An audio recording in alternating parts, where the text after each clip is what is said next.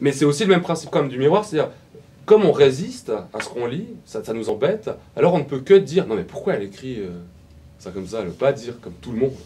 Et donc on mobilise du cliché, en l'occurrence ici linguistique, bon, un peu compréhensible quand même, et on est obligé de court-circuiter notre cliché. Donc on rentre dans la tête de Lisbeth. Et ça, c'est assez bien fait. On est obligé de se dire, voilà, en fait, je suis une femme. Quand on est une femme, ça va. Mais même, c'est un peu plus compliqué.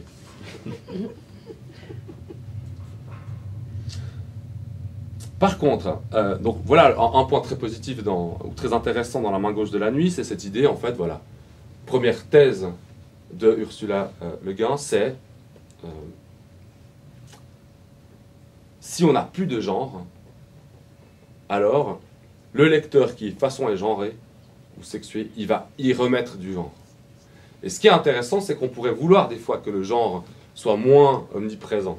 Mais quand on lit ça, on se dit, enfin moi je me suis dit, j'ai envie de remettre du genre. Comme si j'arrivais pas à accepter qu'il puisse ne pas y avoir de genre. Et quand on voit certains discours extrêmes féministes américains où on a l'impression qu'il faudrait qu'il y ait plus de genre, l'humain comme catégorie, puis après, bon, il y a vaguement un machin qui se passe, mais que c'est d'abord l'humain, on se rend compte que ça serait très embêtant, parce enfin, de fait, on y remet du genre. Voilà. Ça, c'est la première chose. Puis la deuxième chose sur laquelle écrit Ursula Le Guin, c'est l'idée que ce système non polaire, enfin non polarisé, avec un genre neutre, tend vers un bon communisme totalitaire, comme ça. Ce qui est peu étonnant. Alors on va faire un peu d'histoire. L'utopie a toujours été un genre littéraire, cette fois-ci, qui se constituait autour de la fin de la propriété privée. Hein, depuis Thomas More jusqu'au XVIIIe siècle, enfin jusqu'à la naissance de la science-fiction en tant que genre, donc au XIXe, XXe, l'utopie était en général des systèmes, à une ou deux exceptions près, on pourrait dire communautariste. Je ne veux pas dire communiste parce que ce n'est pas des systèmes communistes, mais communautariste. Voilà, tout le monde est à la même enseigne. C'est l'idée de dire, voilà, il y a cette scène mémorable que vous avez peut-être lue dans La Cité du Soleil de Campanella, où ils doivent avoir un rapport sexuel. Et c'est très embêtant, parce que quand vous êtes dans une société communautariste, vous ne pouvez pas vraiment imaginer que vous nouiez un rapport particulier à l'autre. Parce que non, si vous commencez à tomber amoureux, vous êtes grillé au niveau du communautarisme. Alors Campanella dit ça, au XVIIe, il dit, bon, alors, déjà, les couples ne se forment pas par affinité, mais par les astres. Alors vous avez des astrologues qui vous disent, bon, bah vous, hop, avec lui. Et puis, vous, avec lui, ça veut dire qu'il y a des gens qui viennent vous prendre, qui vous amènent dans une pièce, qui vous déshabillent, qui vous mettent dans une autre pièce où vous avez 4 personnes, qui disent, voilà, allez-y. Voilà, alors vous vous reproduisez, puis après, vous vous séparez, et puis l'enfant appartient à la communauté.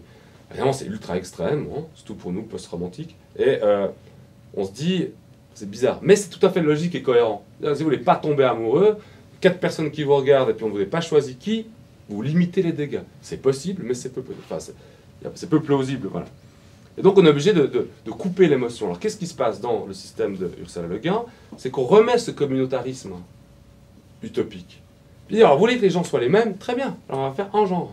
Voilà, un genre, les gens sont les mêmes, donc on n'aura pas des revendications femmes ou des revendications hommes, on aura juste un moment assez bref durant la sexuation où l'homme et la femme, enfin où la reproduction se sépare, puis après, dès que c'est fini, c'est bon.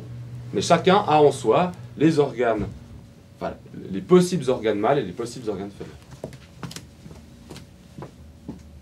Et donc il y a cette critique, ou plutôt cet effet miroir qui est de dire, et c'est pour ça que c'est intéressant avec les chroniques du Pédimère, c'est est-ce que, en tout cas aujourd'hui en 2011, voilà ce que moi je me suis dit, qui ne suis pas un expert en féminisme, mais c'est de dire finalement, est-ce que c'est intéressant, à travers le texte de Le Guin, est-ce que c'est intéressant de se demander comment faire pour que on soit plus homme, on soit plus femme, on soit moins homme, on soit plus femme, ou enfin, tous les cas de figure. C'est plutôt la question de dire vers quoi on tend. C'est un peu ça que dit Ursula Le Guin. Vers quoi on tend si on commence à se poser la question du genre. Alors dès qu'on fait un genre unique, voilà, ça tend vers le totalitarisme. Alors on voit bien pourquoi d'ailleurs, puisqu'évidemment vous ne pouvez pas dévier, vous ne pouvez pas vous sexuer, vous ne pouvez pas rester sexué.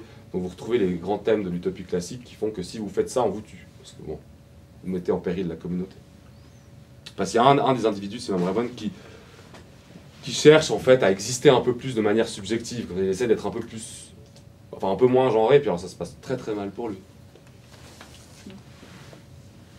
Et donc là, on retrouve aussi ce que disait von Harburg sur la question de le féminisme est une utopie. Hein.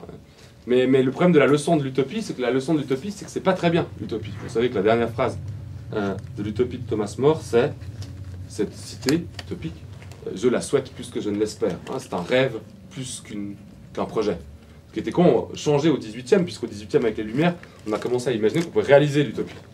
D'ailleurs, il y en a même qui ont été réalisés assez peu, finalement. Mais la leçon d'utopie classique, c'est jamais, il ne faut pas réaliser l'utopie. C'est dramatique de vouloir faire ça. Et donc quand von Harburg dit, et on voit bien ça dans La main gauche de la nuit après avec Ursula Le Guin, quand elle dit la pensée féministe est par essence utopiste, on peut critiquer ça, je ne suis pas assez expert pour le critiquer, mais quand elle dit ça, ce qui est intéressant, c'est qu'elle insiste sur le fait de dire dans quelle mesure c'est totalitaire. Hein, de la même que on sait que la pensée phallocratique était totalitaire, bon ça c'est bon, c'est un acquis de l'histoire, mais la pensée utopiste, féministe, on peut se poser la question. Et les livres que je vous présente aujourd'hui se posent cette question-là. Dans quelle mesure c'est pas totalitaire, hein, dans quelle mesure est-ce que de nouveau, en mettant en avant d'abord le genre, hein, ou chez Le Guin l'absence de genre, on tombe pas dans quelque chose qui est totalitaire. Et c'est pour ça que dans Chronique du Pays des Mers, la seule chose qui sauve le totalitarisme, c'est les individus qui ont entre nous des relations particulières dans lesquelles ils peuvent se constituer comme individus. Alors, pour résumer, c'est ça, et après je passerai sur un troisième roman que j'ai pas avec moi.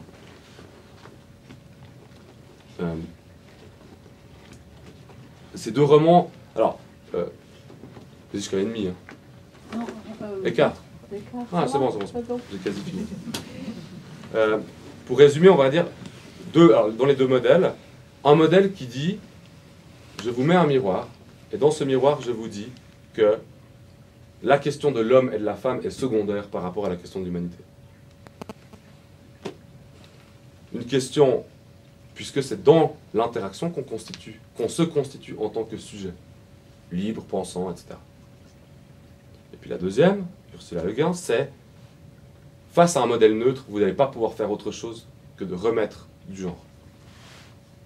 Et donc vous ne pouvez pas imaginer faire autre chose que de compiler, pas de bol, avec cette sexuation. Alors je ne vais pas pour parler du troisième roman qui était L'autre moitié de l'homme, peut-être qu'il y en a qui connaissent, qui a été écrit par Yona Ross, qui est aussi assez SF.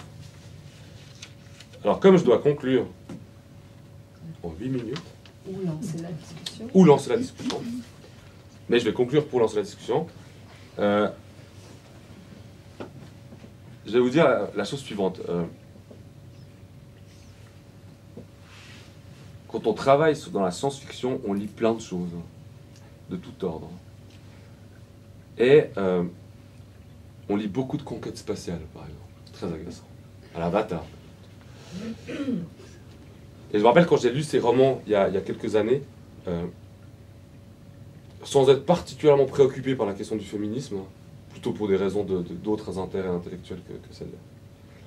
Je trouvais qu'il y avait un souffle assez puissant, parce que pour moi la science-fiction c'est d'abord une littérature de l'humanité, c'est d'abord une littérature qui parle de qu'est-ce que c'est qu'un être humain, dans un monde technologique et scientifique. Et donc, j'avais trouvé intéressant cette idée, qui était nouvelle pour moi, qui est de dire, en tant qu'individu, je suis très attaché à mon genre d'appartenance. Parce que j'ai grandi avec, je me constitue avec, je m'habille avec, je parle avec, et je pense avec. Donc ce qui m'est le plus familier, en fait, c'est mon genre sexuel. Et donc j'ai beau dire oui, l'humanité, tout ça, c'est très bien, mais il s'avère que la première chose à laquelle je pense, c'est mon genre. Et la science-fiction a cette espèce de force, à mon avis, de nous obliger non pas à sortir de nous-mêmes, parce qu'on ne peut pas, mais à nous mettre face à une image de nous-mêmes, qui est de dire, moi c'est ça que j'ai adoré dans Chronique du Pays des Mers, on peut bien être tolérant à tout ce qu'on veut, mais est-ce que vraiment je fais attention à l'interaction? On espère que oui, mais est-ce que vraiment je le fais? ce que j'ai adoré dans La main gauche de la nuit, c'est est-ce que vraiment je ne fais pas attention au sexe de mon interlocuteur? Et comme on distancie, hein, la science-fiction, on l'appelle souvent une littérature distanciée ou un miroir distancié, en nous mettant à distance, elle nous oblige, nous, lecteurs ou spectateurs pour un film, à combler cet espace-là. Et de dire, dans cet espace-là, qu'est-ce qu'il y a? Qu'est-ce qu'il y a?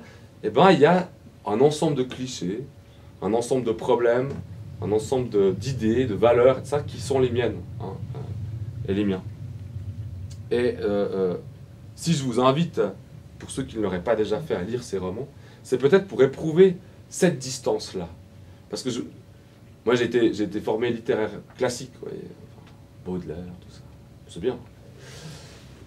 Mais j'ai jamais retrouvé, en tout cas rencontré, j'ai trouvé plein d'écrivains qui écrivaient mieux. On ne peut pas faire mieux que Flaubert. Désolé. Par contre, j'ai jamais trouvé ailleurs cette espèce de capacité à mettre de la distance. Et ça, je pense que c'est ce qui fait que le laboratoire expérimental qu'est la science-fiction nous oblige à mettre cette distance-là pour interroger ces questions-là, mais avant tout pour nous interroger nous, en fait. Et ça me rappelle le théâtre de Brecht, avec Brecht est le premier auteur de théâtre, le premier dramaturge, j'ai parlé de la distanciation. Il disait, dans mon théâtre, il faut que le spectateur, il soit à la fois très loin de ce qui se passe et très proche, parce que c'est dans cette distance-là que je vais m'éprouver en tant que spectateur, avec plein de questions et plein de problèmes. Ben, je pense que la science-fiction, sans forcément le faire exprès, puisqu'elle existe avant Brecht, elle prend acte de ça.